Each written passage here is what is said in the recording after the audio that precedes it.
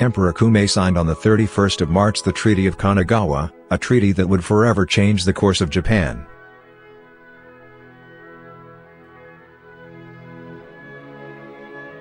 However, it wasn't until October 23, 14 years after the signing of this treaty, that one ruler would mark the start of a period that threw Japan into years of modernization. What took Europe 150 years took Japan only 40, and would lead us to Japan as we know it today. Where we see this.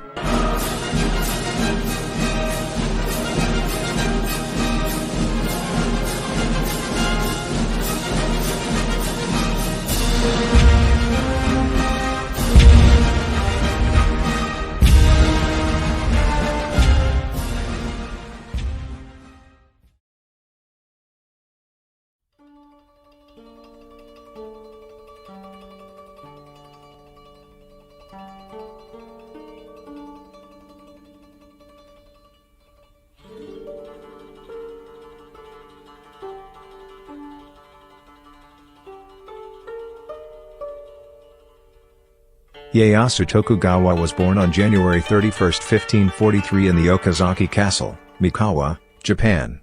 He was shogun, head of two major clans, was Daiho Daijin of Japan, and being the de facto ruler. He died on June 1, 1616. The events that led up to this period started after Ieyasu won a major victory from the Battle of Sekigahara on October 21, 3 years prior to his appointment and his start in rulership. The battle took place in the Sengoku period, which was plagued with war and social upheaval of the government. The Edo period would be a time of relative peace, popularity of entertainment, strict social order, stable economy, and Sakoku, an isolationist foreign policy, that would shut Japan off from the rest of the world.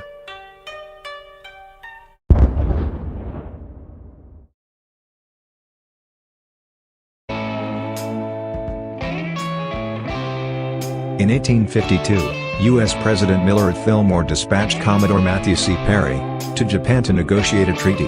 The American whaling fleet had been sailing farther into the Pacific Ocean, and it would be advantageous to visit Japanese ports to load supplies, food, and fresh water. So what did Commodore Perry do?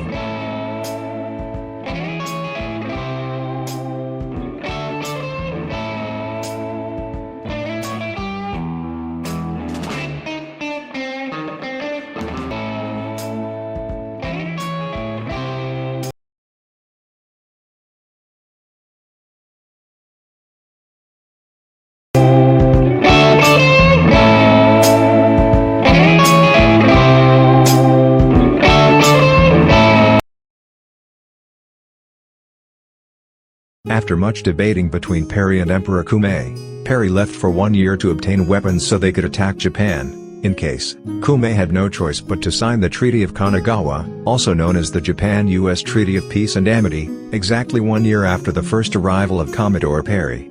This was official in 1854. Japan's period of sakoku and isolation was officially over. The actions by the United States towards Japan prompted other Western nations to seek treaties, resulting in a snowball effect of foreign involvement. Later in 1858, the Harris Treaty was negotiated by Townsend Harris, the first U.S. consul to Japan, to further expand commercial and diplomatic privileges. This opened 5 ports in Japan under American law, meaning anyone living in the ports had religious freedoms. And now, this is where the turning point, the Meiji Restoration Period, truly begins. Between 1858 and 1868, Japan was undergoing severe social and political turmoil. In 1868, a band of young samurai from feudal domains overthrew the Tokugawa shogunate and restored imperial rule to Japan. They were motivated by growing domestic problems and the threat of foreign suppression. With the end of the Bakufu shogunate, which lasted for a total of 7 centuries, 1192 to 1868, the young Meiji was crowned Emperor of Japan, being a total imperial ruler of Japan. This ushered in a new era, with Japan finally leaving the age of Bakufu and officially dawning the Meiji Restoration Period.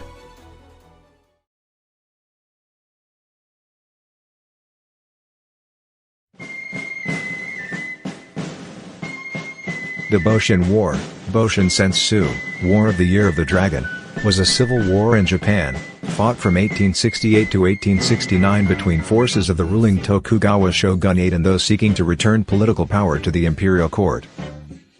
January 27, 1868, the Battle of Toba-Fushimi marks the beginning of the Boshin War.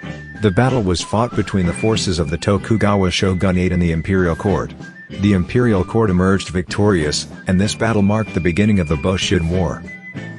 Then the imperial court declared the restoration of imperial rule, which marked the end of the Tokugawa shogunate and the beginning of the Meiji era. Afterwards, the Battle of Ueno takes place, resulting in a victory for the imperial court.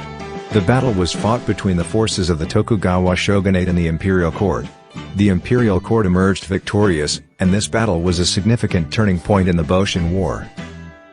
3 more battles for the undefeated 2-0 imperial army took place in 1868, which is the Battle of Kushikatsunuma, the Battle of Hokutsu, the Battle of Aizu, with each one the imperial court gaining more and more control over major Japanese regions. The new year rolls over, and the Battle of Miyako Bay takes place, being the first Boshin War battle of 1869, with the imperial court winning the battle. The Battle of Wakamatsu occurs, with the imperial court emerging victorious once again. June 1869, the Battle of Hakodate finally ends. The battle was fought between the forces of the Ezo Republic and the imperial court. With a major blow to the already shriveled shogunate, the imperial court emerged victorious, this battle marking the end of the Boshin War.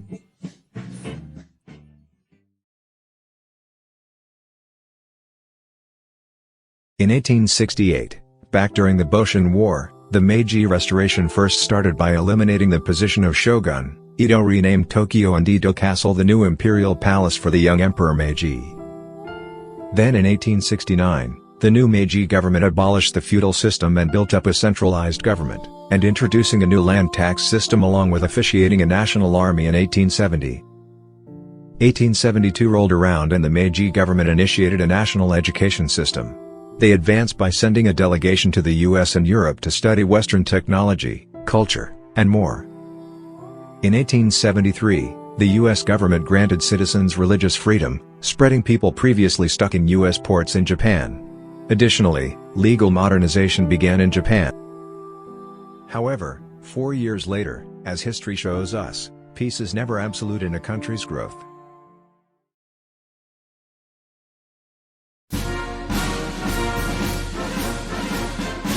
On January 29, 1877, Saigo Takamori, leader of the opposition to the imperial army, begins the Satsuma Rebellion, or the Seinen War, by taking his followers and occupying Kagoshima. Then, 4 months later, they capture the Satsuma stronghold of Shiroyama. Saigo Takamori was fatally wounded on September 24, 1877, at the Battle of Shiroyama, ending the rebellion and the last Japanese Civil War. Nothing happens within a decade period. In 1889, the Meiji Constitution is promulgated, establishing a constitutional monarchy. And like any reasonable country, what is the first thing they do only a decade after one war? They get in another. In 1894 to 1895, Japan and China engage in conflict over supremacy in Korea. Japan won again. Japan and Russia engage in conflict over Korea some more. Japan completely crippled the Russian army as a whole and won. Japan never seemed to quit expanding, becoming almost one of the world's superpowers. And this is where the greatest revival and revolutionization of a country came to a close. On July 30, 1912, Emperor Meiji passed away from uremia, a dangerous disease caused by kidney failure. A time that changed Japan, influenced the world forever and still does, finally ends with Emperor Meiji's last breath.